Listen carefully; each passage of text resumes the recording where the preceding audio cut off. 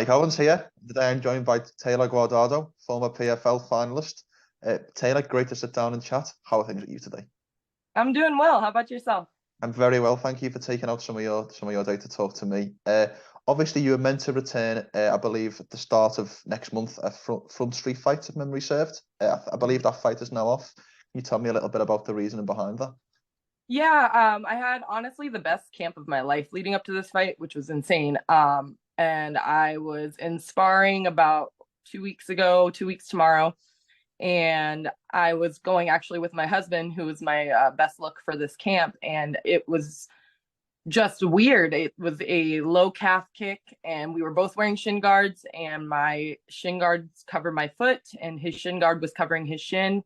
And I threw it, and all I felt was like a pop in my foot. And then next thing you know, I was just on the ground. It was literally 10 seconds into the third round of sparring.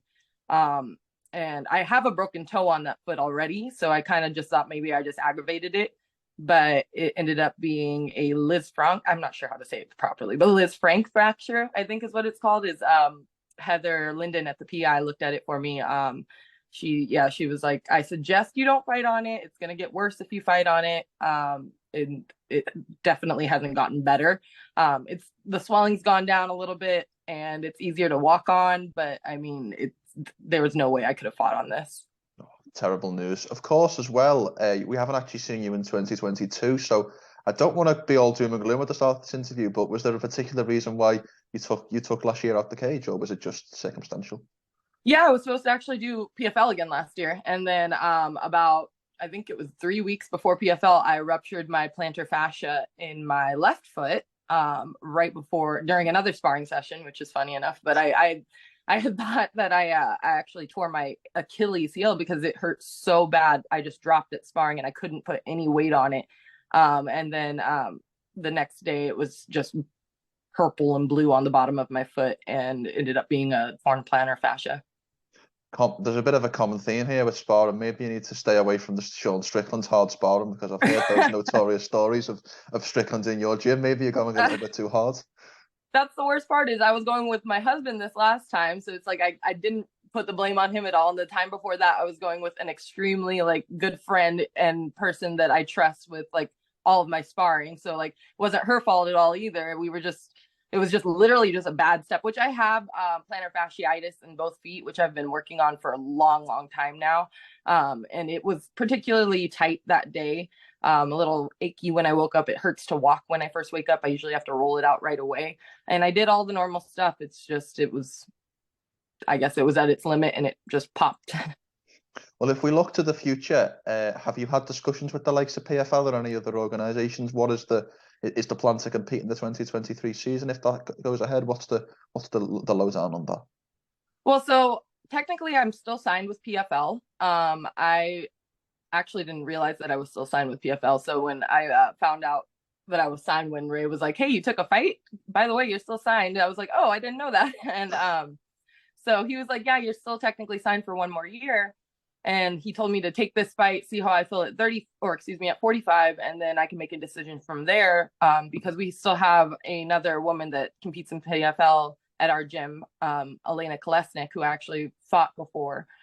So the plan was actually for me to go back down to 35 after this fight and kind of make a run there, and allow Elena to go for the 45 PFL, so we don't have to like conflict or like fight each other or anything like that. Oh, fantastic. Well, with that being said, we've got to talk about a little bit of news that broke in an interview with one of your coaches at Xtreme Couture, Eric Nixick, last week.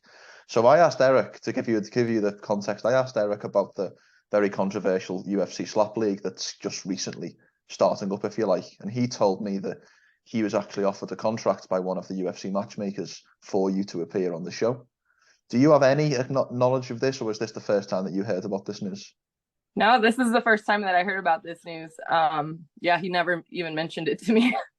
Well, let's start there. Maybe what does it say about your coach Eric Nixick, the fact that he rejected an offer that he deemed was not satisfactory and not good enough for his fighter? I think I need to start with saying like I trust Eric's judgment more than I trust my own half the time. He trusts and believes in me and knows what I'm capable of. So if he decided not to tell me why, or even mention it, like literally didn't even mention it at all with me, then it's for a reason. It's either the pay was terrible, or he absolutely like respects what I'm able to do with MMA and believes in me and knows that we have a good path there as well. That, and I'm not a fan of that slap stuff. So that's probably also a reason. Well, I don't know if you saw the clip that I sent over, but Eric confirmed that the pay was similar to, I believe what Eric Spicely was offered, which was 2 to show and 2 to win. So Yeah, with that being said, how does that make you feel that offer was sent your way, if you like? I mean, I think it's stupid. I think that you can't actively defend yourself. You're asking to get CTE or a concussion or something along those lines with that sport, if you can call it a sport even. And I just think that it's ridiculous that you're getting paid $4,000 to potentially have a brain-ending injury or just a life-changing injury as well. So I mean, I just think it's ridiculous, and 4,000 wouldn't be enough for anyone, in my opinion. No, it's obviously there's a lot of talk about fighter pay in the news, and obviously that's something that any real fan of MMA wants to see an improvement in. With that being said, it's extremely low, as you mentioned. Just even if you get the victory, $4,000 to potentially take concussive damage. Yeah, absolutely. I mean, it's kind of insulting. I mean, like it's you literally cannot actively defend yourself. You can't actively defend yourself. You can't, like, the first person who slaps is gonna win. Yeah. I mean, like, that's what it comes down to. Whoever gets slapped first is gonna lose, and the first person who gets to slap is gonna win. And it's just, I don't know. It doesn't make sense to me, and I honestly haven't thought about it enough to really give a great opinion on it. I just don't agree with it. No, I completely appreciate that, and obviously you told me beforehand that you weren't aware of the offer, but nevertheless I wanted to bring it up. Yeah. In a similar vein, your last fight was against in that season champion, or previously 2-time champion, Kayla Harrison. Now, Kayla obviously came up against a little bit of difficulty in Larissa Pacheco in her last fight, but prior to that was obviously had an exemplary record. With that being said, having spent time in the cage with her, what do you think makes Kayla so good? I think her judo. I mean, like, she's so strong and powerful, and her judo is bar none. I mean, like, it's amazing. And I've had trouble with judokas before, and I knew I would if I could keep her hips away from me, I'd do okay. But I mean, like, obviously she's just so good at what she does that I wasn't able to capitalize off of anything. Out of the Larissa Pacheco, Kayla Harrison supposed trilogy, or the rubber match, who would you favour at this moment in time to get that second win over the other? You know what? I want to say Larissa, just because I feel like she has figured out Kayla, but at the same time, I think that a woman who has lost in that manner is very dangerous as well, because they're not going to go out there and make those kind of mistakes that they made that fight. And I think that Kayla's going to bring out a different Kayla if they end up fighting each other again. No, 100%. Speaking of killers, I wanted to bring the conversation back to your gym, because it's a bit of a strange gym, Xtreme Couture, because it doesn't get the kind of reputation as being a massive gym in the way that our American Top Team is. But then when you look down the list of fighters, the names are they seem to go on forever and ever.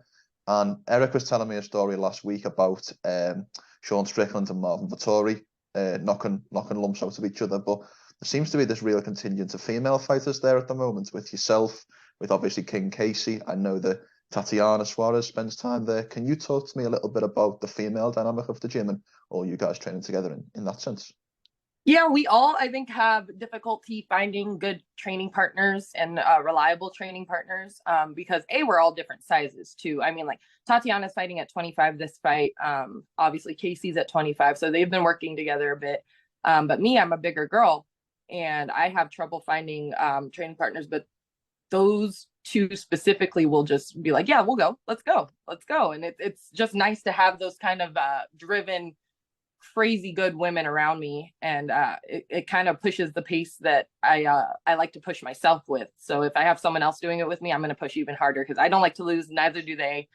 So we're all trying to really push each other really hard, and I think it's a good environment for all of us.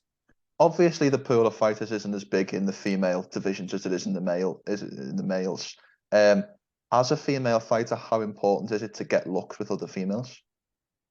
I think it's not necessary, in my opinion. I've done most of my career with just men. I mean, I get asked constantly where I wrestled in high school or college or something like that. But when it comes down to it, I learned all my wrestling from my husband. And I figure if I can take him down, I can take down any woman. And so far, that's proved true. So, I mean, I don't know. I don't think it's super necessary. I think it might be necessary once in a while with sparring, in a sense that women do feel different when you get your hands on them than men.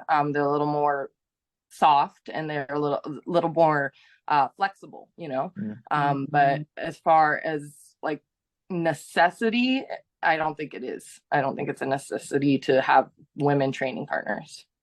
You've mentioned your husband there a couple of times throughout this interview. Can I ask his name? Yeah, his name's AJ Guardado. AJ Guardado. It does ring a bell, actually, probably with my links to the likes of Eric and Xtreme Couture. But nevertheless, you mentioned them a couple of times, particularly in sparring or training together. How important is it for you to go through this journey as a fighter with your husband? There's no way I'd be able to do it without him. I like straight up. He's the reason. Him and my son are the reasons that I got back into fighting to begin with. But he, from day one, from when my knee was injured and I had to get knee surgery back in like 2013, he was always like, you can do it. You can come back if you want. He's like, he swears up and down. He's like, you're one of the best female like fighters that I've trained with. Like, you can do this. And anytime he has free time, he works so much. And anytime he has free time, he's like, do you want to train? Do you want to wrestle? Do you want to go do this class with me? Do you want to do a pads class? Like, he's just constantly encouraging and constantly lifting me up. And I honestly couldn't have a better person in my corner. Like, he's just great. Like, and like I said, he taught me all my wrestling. So, I mean, it's gotten to the point too, where it's fun. At the beginning, when he was teaching me wrestling, it was like, you know, tedious, like, hey, don't bring your foot here, bring your hands here, like move here. Now it's to the point where we're competitive with each other and we're both trying to like kind of beat the shit out of each other at wrestling. And it's so much fun. No, that's fantastic. Speaking there, because you obviously mentioned your kind of comeback, and I know you had quite a big layoff at the early start of your career. I checked the records, and correct me if I'm wrong, but you had an amateur bout in about 2011 with Ronda Rousey. Talk me through that experience, because that's obviously a different Ronda that we see now. What is your recollection of that memory and that experience? I remember it a bit, but I mean, like, all I know is that I got caught in an armbar, and back then the way to get out of an armbar that I was taught was turn your thumb down and roll to get out of it, and then stack. And I'd have to find the picture online, but I definitely remember turning my thumb and trying to roll, and then the ref stopping the fight. And I sat up at the end of the fight and I was like, what the hell are you doing? And he's like, well, I thought your arm was going to break because it was amateurs. So he didn't want the arm to break. And I just remember getting up and kind of yelling, being like, I can defend this. Like, I was fine. But I mean, like, now looking back, it's like, it's not a bad loss. It's not a terrible loss. And it's also an amateur loss. And I mean, like, yeah. And it doesn't make any difference nowadays. It gets brought up a lot, but I mean, like, it doesn't really make a difference with my career currently. Of course. Well, if we turn the conversation back to your career and specifically to the future, we're obviously at the start of 2023 now. Where would you like to be come the end of 2023? What are your goals for the next 12-month period? I'm, as soon as this foot is healed, I'm going to be right back into a fight camp. I don't know for who or for where, but we're going to drop back down to 35. I think that I have a lot of tools, and I've made ridiculous improvements over this last year, really focused on my boxing and kickboxing, along with keeping my regimen with grappling and wrestling as well. And I just think that by the end of the year, I'm going to be in a major promotion, making bigger moves, and I think that people are going to be like a little shocked, and I'm excited because I feel like I keep up with the best in the world when they come through our gym or when they are in our gym, and I am ready to be up there with them. So fantastic. I'm excited to see you up there with them, and hopefully the not too distant future. So thank you for your time. It really was a pleasure to sit down and chat, and I look forward to seeing you back in action soon. Thank you so much for the interview. It was fun. My pleasure. Before we finish, Taylor, how can people find you on social media, and any sponsors you'd like to plug? The floor is yours for the last word. Yeah, I mean, So I have Instagram and I have Twitter, and it's at taylorguardado, which literally means little fat boy in Spanish. And then I'd like to thank my sponsors. We're a Tie. They sponsored me for this last fight.